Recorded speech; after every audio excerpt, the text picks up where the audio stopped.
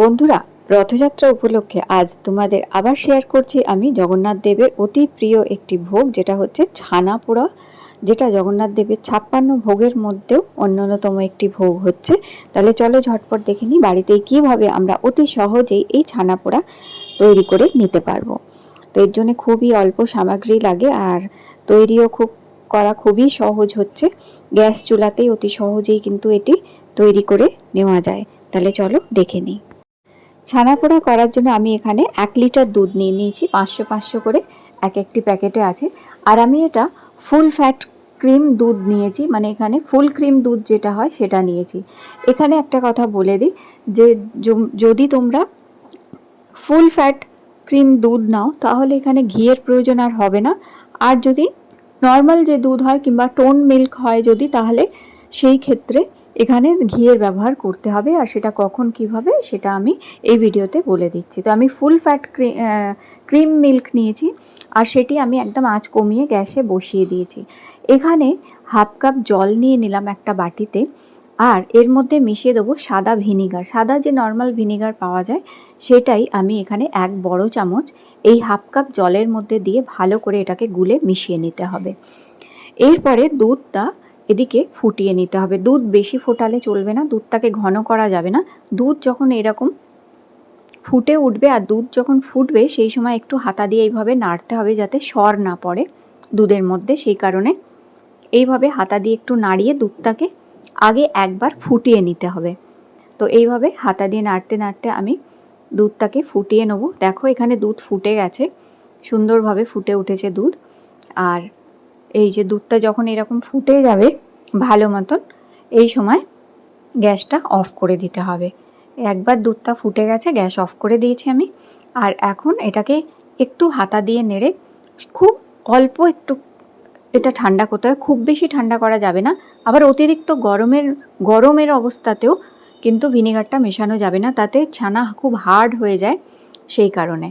তো এখন হাতা দিয়ে একটু নাড়িয়ে নিয়েছি, একটুখানি নাড়িয়ে নেবার পর এবার অল্প অল্প করে এই ভিনিগার মেশানো জলটা এইভাবে ছড়িয়ে দিতে হবে দুধের মধ্যে। নাড়ালে চলবে না, এখন শুধু এইভাবে ছড়িয়ে দিতে হবে। এইভাবে ছড়িয়ে দিলে আস্তে আস্তে দুধটা নিজে থেকেই ছানা কাটতে আরম্ভ হয়ে যাবে। দেখতেই পাচ্ছ দুধের রং চেঞ্জ হয়ে যাচ্ছে, আস্তে আস্তে কিন্তু ছানা কাটতে আরম্ভ হয়ে গেছে। কখনোই ফুটন্ত অবস্থাতে ভিনিগার মেশাতে নেই, তাতে কী হয় ছানা খুব হার্ড তৈরি হয়, রাবারের মতন হয়ে যায়। সেই কারণে এই যে অল্প অল্প করে সমস্ত ভিনিগারটা এখন মিশিয়ে দিয়েছি আমি। এবার এটাকে এই অবস্থাতেই রেখে দেবো 2 মিনিট। 1 থেকে 2 মিনিট এই অবস্থাতেই রেখে দিলে নিজে থেকেই ছানা আলাদা হয়ে যায় আর জলটি আলাদা হয়ে যায়। নিশ্চয়ই দেখতে পাচ্ছ কত সুন্দরভাবে জল আলগা হয়ে গেছে, ছানাও আলগা হয়ে গেছে, আর খুব নরম সফট সুন্দর ছানা তৈরি হয়েছে। এইরকমভাবে ছানা কাটিয়ে এই ছানা দিয়ে খুব সুন্দর রসগোল্লা, সন্দেশ কিংবা যে কোনো ছানার জিলিপি সমস্ত কিছু খুব সুন্দরভাবে তৈরি হয়। এখন একটি বড় ছাঁকনি নিয়ে তার মধ্যে মসলিন কাপড় দিয়ে দিয়েছি, দিয়ে এখন ছানাটাকে আমি এইভাবে ছেঁকে নেব। ছানাটা কাপড়ের মধ্যে ছাঁকলে খুব সুন্দরভাবে ছাঁকা হয়, আর ছানা থেকে জলটাও সুন্দরভাবে ঝরে যায়। এইভাবে এই কাপড়ের মধ্যে আমি পুরো ছানাটাকে ছেঁকে নিচ্ছি। ছানা থেকে বেশি জল ঝরালে চলবে না, তাই এখানে ছানাটা এইভাবে জলটা ঝরিয়ে নেবার পর ওপর থেকে একটু সাদা জল দিয়ে ছানাটা একটু ধুয়ে নিতে হবে। এইভাবে ধুয়ে নিলে ভিনিগারের প্রভাবটা কমে যাবে একদমই, আর ছানা হার্ড হবে না।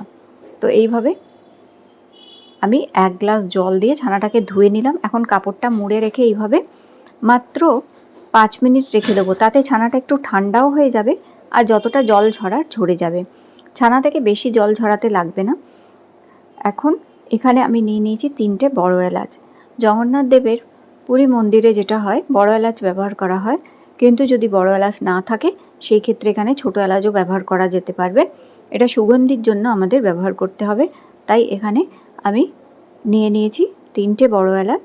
তোমরা যদি ছোটো এলাচ দাও তাহলে 4টে ছোটো এলাচ এখানে খোসা ছাড়িয়ে নিয়ে এইভাবে বীজগুলো বার করে নিতে হবে। তারপরে এটাকে খুব ভালো করে একটু গুঁড়ো করে নিতে হবে। একই পদ্ধতিতে ছোটো এলাচ থাকলে সেটাকেও গুঁড়ো করে নিতে হবে এইভাবে। এখন এটি রেডি হয়ে গেছে। এরপরে এতক্ষণে ছানাটা একটু ঠান্ডাও হয়ে গেছে আর জলটাও একটু ঝরে গেছে, কিন্তু ছানা খুব নরম আর সফট হয়েছে। তাই এখানে আমি 1 গ্লাস জল দিয়ে ছানাটাকে নিশ্চয়ই দেখে বুঝতে পারছো যে ছানা কত সুন্দর নরম আর সফট একটা ছানা তৈরি হয়েছে। এবার এই ছানাটাকে পুরোপুরি হাত দিয়ে আগে ভেঙে নিতে হবে। ছানাটা খুব বেশি ঠান্ডা হয়ে গেলে চলবে না, তাই একটু গরম অবস্থাতেই ছানাটাকে কিন্তু মেশাতে শুরু করে দিতে হবে। হাতে সইতে পারবে কিংবা সহ্য করতে পারবে সেরকম গরম অবস্থাতেই ছানাটাকে এইভাবে ভেঙে নিতে হবে। এইভাবে ভেঙে নেওয়ার পর এখন হাত দিয়ে এইভাবে ডলে ছানাটাকে সুন্দরভাবে একটা পেস্ট তৈরি করে নিতে হবে। তো যত বেশি ভালো ডলা হবে তত বেশি ভালো সফট ছানা পোড়া তৈরি হবে এখানে। এইভাবে ছানাটাকে খুব ভালো করে হাত দিয়ে ডলে নিচ্ছি।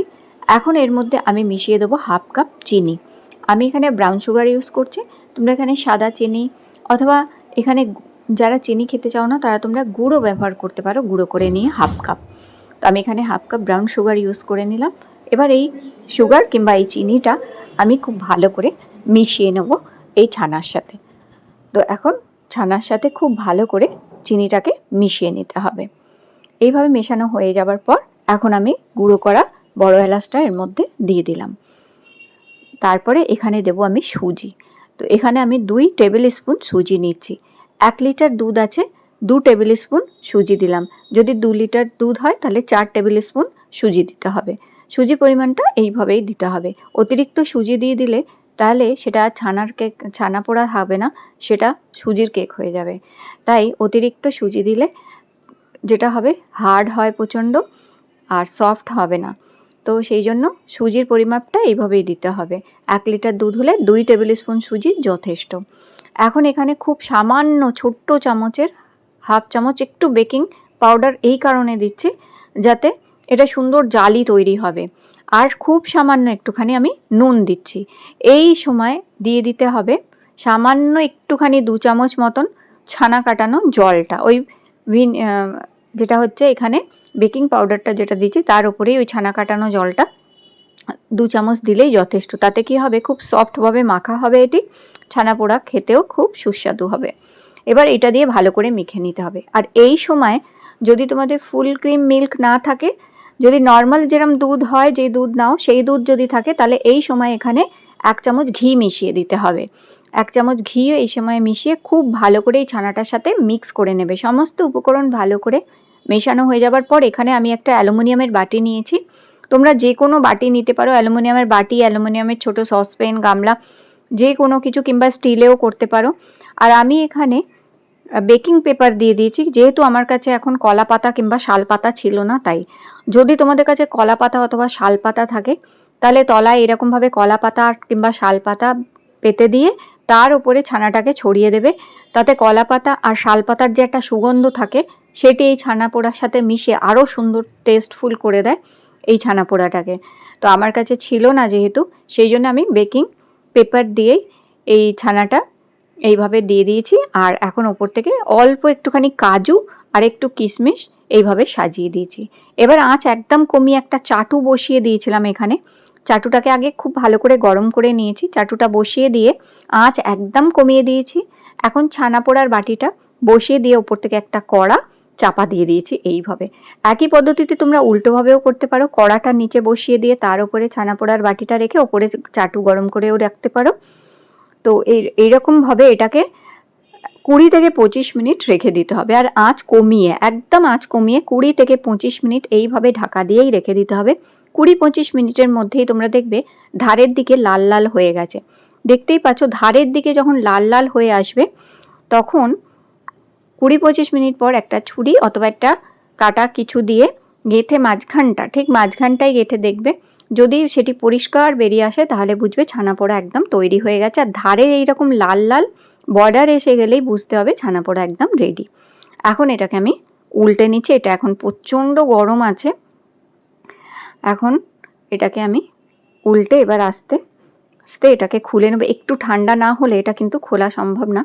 একটু ঠান্ডা হওয়ার পর এখন এটা আমি খুলে নিচ্ছি। এখনও এটাই বেশ গরম আছে।